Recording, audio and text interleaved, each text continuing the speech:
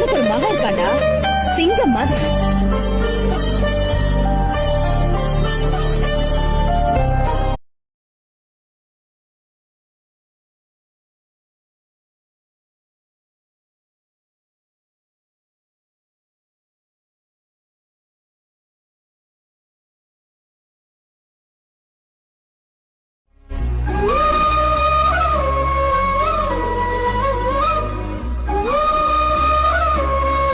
வளர்த்தது அப்படி நான் என்ன பண்ணுவேன்? ராங்கு பண்ணாத, என் கையில ராங்கு காட்டின எல்லாம் ராங்கா போடும். பட்டு கோட்டை அம்மாடு உள்ளுக்குள்ளே சொன்னாடு.